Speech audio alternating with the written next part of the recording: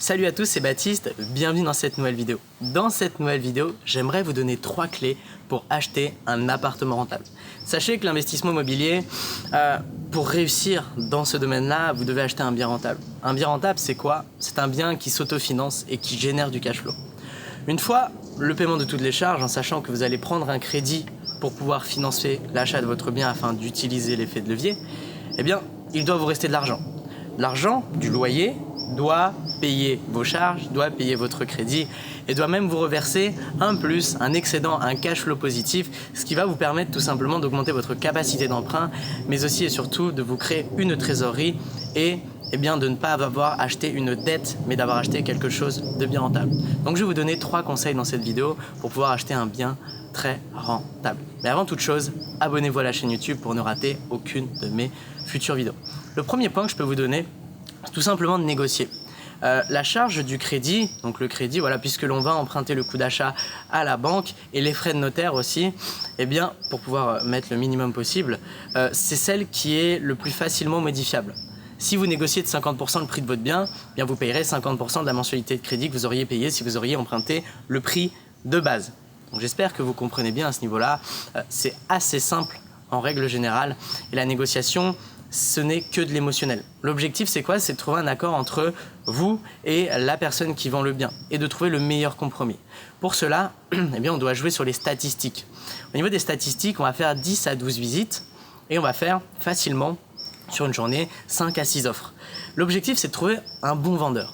Un bon vendeur, c'est quoi? C'est une personne qui est dans une situation un petit peu défavorable, en tout cas qui doit vendre rapidement, tout simplement. Ça peut être une situation d'endettement, ça peut être une situation de divorce, de succession, de déménagement. Voilà, les possibilités sont multiples. Maintenant, ce qui nous importe, c'est de trouver le bon vendeur. Et si vous faites une offre tous les 10 ans, vous avez très peu de chances de tomber sur le bon vendeur. Si vous en faites 5-6 sur une journée, vous avez déjà beaucoup plus de chances de tomber sur ce bon vendeur qui vous fera cette bonne affaire. Donc quand on fait une offre, on va facilement faire 30 à 40% en dessous du prix du marché. Donc c'est pas en dessous du prix d'achat, puisqu'il y a certaines personnes qui sont encore une fois dans l'émotionnel, dans la vente de leurs biens et qui le surévaluent et qui du coup vont le mettre à 100 000 alors qu'il n'en vaut que 80 000. Et si vous êtes là à dire j'achète 10% en dessous du prix du bien, que vous l'achetez 90 000, vous l'avez toujours acheté 10 000 au-dessus de 80 000 qui est sa valeur réelle. Donc pour trouver la vraie valeur d'un bien, on le fait estimer en premier lieu et puis aussi et surtout, on va par exemple sur Meilleur Taux et sur tout plein d'autres sites annexes où on va avoir le prix au mètre carré moyen pour une surface type dans un quartier donné. Donc là, vous avez un indicateur qui est juste magnifique. Le deuxième point, c'est tout simplement de multiplier les loyers perçus pour une même surface. On a vu dans le premier point qu'on pouvait baisser la charge principale qui n'est autre que le crédit. Ça, c'est hyper important. Donc on baisse le coût d'acquisition, on baisse nos charges. Maintenant, on peut augmenter les revenus, on peut augmenter les loyers que l'on va toucher avec différentes manières. On va déjà faire en premier lieu de la multilocation. La multilocation, c'est quoi? C'est le fait d'avoir plusieurs locataires dans une même surface. La majorité des gens qui ne gagnent pas d'argent justement dans l'investissement locatif font de la location simple. Ils achètent un petit appartement et mettent un locataire dedans et touchent un loyer. Vous, investisseurs à succès, allez multiplier le nombre de locataires dans ces biens par différents moyens. Ça peut être de la colocation, comme j'aime beaucoup le faire. Voilà, moi j'ai 4 colocations financées à 110% qui, en l'espace de moins d'un an, génèrent plus de 2 000 € d'excédent chaque mois et 400 000 € de patrimoine qui s'autofinancent en automatique. Et la colocation, c'est très bien puisque vous allez pouvoir faire plusieurs chambres et du coup toucher plusieurs loyers. Au lieu de louer un bien 500 €, vous pourrez louer 3 chambres à 380, 400, 450 par exemple. En fait, ça va très vite. Voilà, sur un bien que vous louez 500, vous n'allez pas louer 450 la chambre, vous le louerez peut-être 350, 380 puisque vous allez quand même proposer quelque chose de qualité. Vous avez la location courte durée qui est le type de location le plus optimisé, qui rapporte le plus d'argent mais qui est aussi le plus chronophage puisque vous devez gérer check-in, check-out, ménage et tout ce qui est réservation. Donc il y a de l'humain, du management et tout plein d'autres choses encore. Mais maintenant, c'est quand même quelque chose de très rentable et c'est très intéressant pour faire beaucoup de cash flow et atteindre l'indépendance financière rapidement. Donc voilà, les gens vous payent à la nuit, vous pouvez mettre un minimum de nuits pour réduire votre charge de travail. Ça peut être 3 nuits minimum, 5 nuits, 10 nuits, c'est à vous de voir. Moi je vous conseille 3 nuits en règle générale, mais ça dépend encore une fois de votre marché. Vous avez aussi les immeubles de rapport où vous allez pouvoir englober de la location simple, mais en fait vous avez plusieurs espaces de vie dans un seul bâtiment. Et c'est ça qui est hyper intéressant puisque c'est des produits uniquement destinés aux investisseurs et du coup vous avez beaucoup moins de concurrence puisque la majorité des gens qui viennent vous concurrencer sur des types de biens classiques sont des gens qui veulent accéder à une résidence principale. Donc ça c'est le gros problème encore une fois. Vous avez aussi la division. C'est le fait d'avoir un appartement, par exemple un 3 chambres que vous allez diviser en 2 une chambre par exemple. Sachez que des petites surfaces se louent toujours plus cher que de grandes surfaces. Un 2-3 chambres par exemple se louera moins cher que 2 une chambre. Puisque plus la surface est petite, plus le prix au mètre carré de location est cher.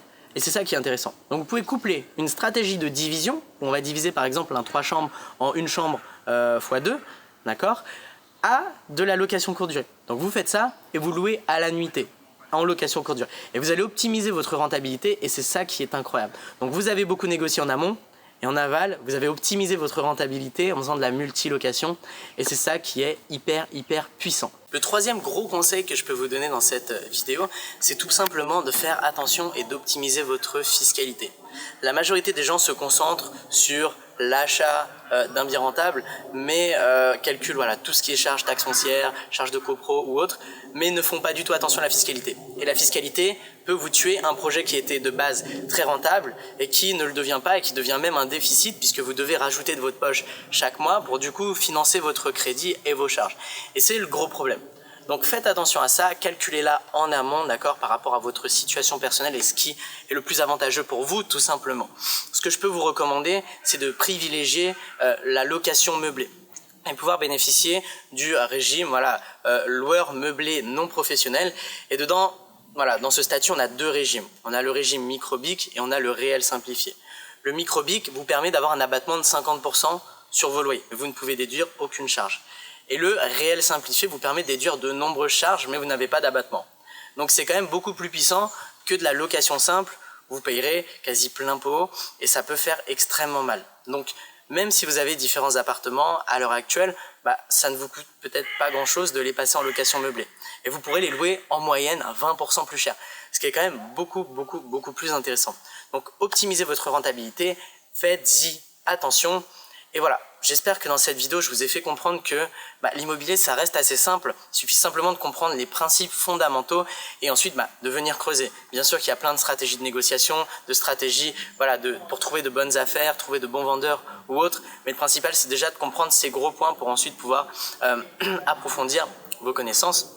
C'est l'objectif que j'ai avec cette chaîne YouTube, d'ailleurs, de vous transmettre toutes les connaissances que j'ai sur l'investissement immobilier en règle générale. Donc cette vidéo est maintenant terminée, je vous remercie d'avoir été attentif. Abonnez-vous à la chaîne YouTube pour ne rater aucune de mes futures vidéos. Mettez un like si vous avez appris énormément de choses et si vous avez aimé ma vidéo pour me soutenir. Et j'ai créé 1 heure de formation gratuite, 1 heure de formation offerte plus un e-book qui vont vous expliquer tous les principes fondamentaux de l'investissement immobilier. On va voir comment investir en immobilier rentable, obtenir un financement à 110%, comment négocier, comment optimiser votre rentabilité et comment trouver des locataires en or. Donc je vous dis à très vite dans une prochaine vidéo. Au revoir.